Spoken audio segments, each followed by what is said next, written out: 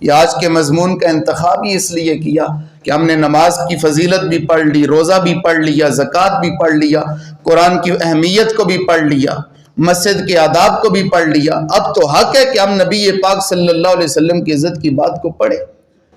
تو صدیق اکبر نے کہا سرکار اگر میرے ہاتھ میں تلوار ہوتی میں اپنے باپ کی گردن اتار دیتا، اس لیے کہ میرے باپ نے آپ کی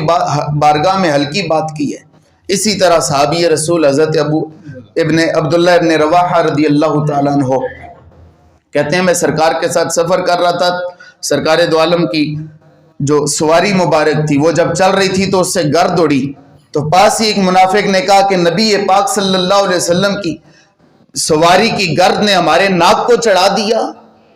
تو حضرت عبداللہ ابن رواحہ رضی اللہ تعالیٰ عنہ کہتے ہیں کہ تو نبی کے سواری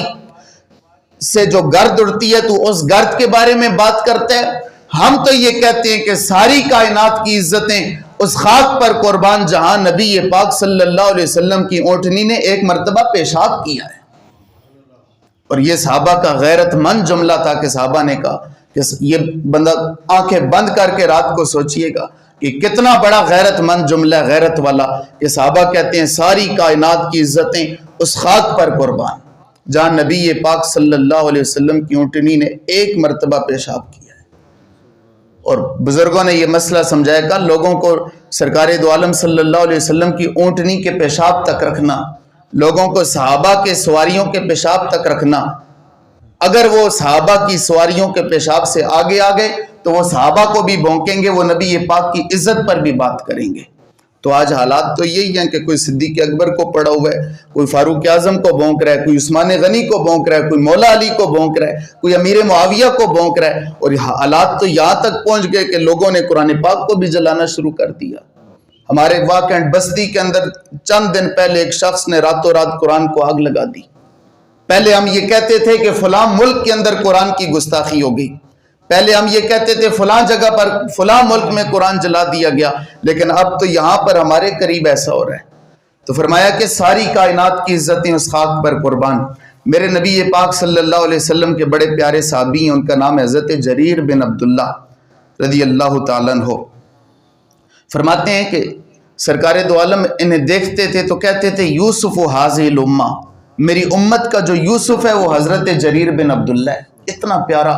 اتنے پیارے۔ اور حضرت جریر بن عبداللہ کہتے ہیں کہ نبی پاک صلی اللہ علیہ وسلم جب بھی مجھے دیکھتے تھے تو سرکار مجھے دیکھ کے مسکرانا شروع کر دیا کرتے تھے، اتنے پیارے تھے حضرت۔ کہتے ہیں میں ایک مرتبہ بارگاہ رسالت مآب صلی اللہ علیہ وسلم میں حاضر ہوا، میں نے دیکھا کہ اندر ساری مسجد شریف کے اندر رش لگا ہے، صحابہ بیٹھے ہیں، تو میں بالکل مسجد کے دروازے میں جا کے کھڑا ہو گیا کیونکہ مجھے اندر جگہ نہیں ملی۔ میں نے دیکھا اچانک مجھ پہ محشر میں نصیر ان کی نظر پڑی گئی، کہنے والے سے کہتے ہیں خدا کا کرنا، اور جس طرف اٹھ گئی دم میں دم آ گیا۔ اس نگاہ عنایت پہ لاکھوں سلام، لہو مخت مخطط برد یمن من بھاوری جھلک دکھاؤ سجن، اوہاں مٹھیاں گالیاں لاؤ سجن جو ہمراہ وادی سن کریاں۔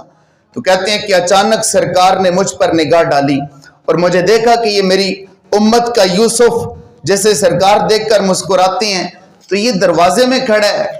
اس کا مطلب تو یہ تھا کہ باہر جگہ نہیں تھی، یا باہر کوئی دری یا قالین نہیں بچھی ہوئی تھی، سارے صحابہ اندر بیٹھے ہیں، اندر آنے کی جگہ نہیں تھی۔ کہتے ہیں سرکار نے مجھ پر نگاہ ڈالی اور شان یہ تھی کہ آتا ہے فقیروں پہ انہیں پیار ہی کچھ ایسا کہ خود بھیک دیں اور خود کہیں میرے منگتے کا بھلا ہو۔ کہتے ہیں سرکار دو عالم نے جو چادر مبارک اپنے کاندھوں مبارک پر رکھی ہوئی تھی، سرکار دو عالم صلی اللہ علیہ وسلم نے وہ مزمل اور مدثر والی چادر کو اتار کر فلفا، سرکار دو عالم نے اس چادر کو لپیٹا، اور لپیٹنے کا انداز یہ تھا، ہمیں استاد کہتے ہیں سرکار دو عالم صلی اللہ علیہ وسلم نے ایسے چادر کو گول کیا، گول کرنے کے بعد ثم القاہ الیہ، پھر حقیقت تو یہ تھی کہ سرکار دو عالم نے وہ چادر ایسے کر کے اس طرح کر دی۔ اب کوئی اور ہو بے ادب ہو تو وہ تو کہے گا کہ سرکار نے چادر ایسے کر کے پھینک دی، لیکن ہمیں استادوں نے یہ مسئلہ سمجھایا کہ حدیث کے الفاظ تو یہ ہیں کہ سرکار نے چادر ایسے کر کے،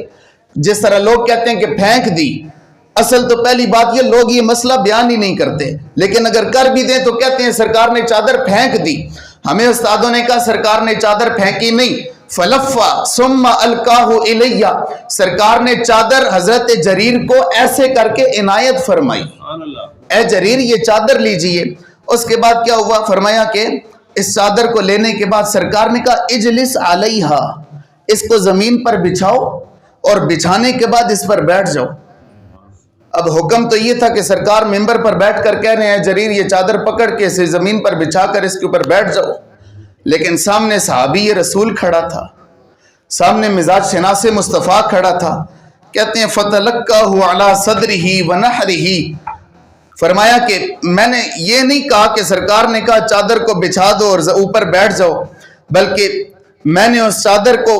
جیسے سرکار نے دیا تھا پکڑ کر میں نے اسے اپنے سینے سے لگایا، اپنی گردن سے لگایا اور میں نے چومنا شروع کر دیا، میں نے چومنا شروع کر دیا۔ اس کو کہتے ہیں نسبت کا ادب۔ حکم یہ تھا کہ صحابہ کو کہ بیٹھ جائیے، لیکن حضرت جریر کہتے ہیں کہ میں نے اسے چوما، اپنے سینے سے لگایا، گردن سے لگایا اور اپنے سینے سے لگا لیا۔ حضرت فاروق اعظم رضی اللہ تعالیٰ عنہ کہتے ہیں کہ صحابہ کہتے ہیں ہم بارگاہ رسالت میں حاضر تھے، اچانک مسجد نبوی میں حضرت فاروق اعظم کا ہاتھ سرکار نے پکڑا اور اس طرح سرکار چل رہے ہیں اور محسوس ہوتا تھا کوئی راز و نیاز کی باتیں ہو رہی ہیں۔ تو حضرت عمر نے عرض کی یا رسول اللہ میں ہر ایک سے بڑھ کے آپ سے پیار کرتا ہوں لیکن اپنی جان سے بڑھ کے آپ سے محبت نہیں کرتا۔ تو سرکار نے کہا لا عمر پھر تو تیرا ایمان ہی مکمل نہیں ہے، پھر تو تیرا ایمان ہی مکمل نہیں ہے۔ پھر حضرت فاروق اعظم رضی اللہ تعالیٰ عنہ حدیث کے الفاظ ہیں کہتے ہیں کانپنے لگے اور عرض کی یا رسول اللہ لا یؤمن احدکم حتی اکون احب الیہ من والدہ وولدہ والناس اجمعین، اب جب میں آپ اپنی جان سے بڑھ کر آپ سے محبت نہیں کرتا تھا لیکن اب یہ کہتا ہوں کہ اب میں اپنی جان کو بھی پیچھے رکھ کر آپ سے محبت کرتا ہوں۔ سرکار نے کہا عمر اب تیرا ایمان مکمل ہو گیا۔ حضرت مولا علی رضی اللہ تعالیٰ عنہ سے کسی نے سوال کیا کہ آپ کیف کان حبکم لرسول اللہ، کہ آپ اللہ کے رسول صلی اللہ علیہ وسلم سے کیسی محبت کرتے ہیں؟ تو مولا علی رضی اللہ تعالیٰ عنہ نے جواب دیا واللہ احب الینا من اموالنا و اولادنا و آبائنا و امہاتنا ومن الماء البارد علی الظماء، فرمایا کہ تم کہتے ہو کہ میں اللہ کے رسول سے کیسی محبت کرتا ہوں، سنو میں رسول اللہ سے ایسی محبت کرتا ہوں کہ اپنے مال کو بھی پیچھے کر دیا، اپنی اولاد کو بھی پیچھے کر دیا،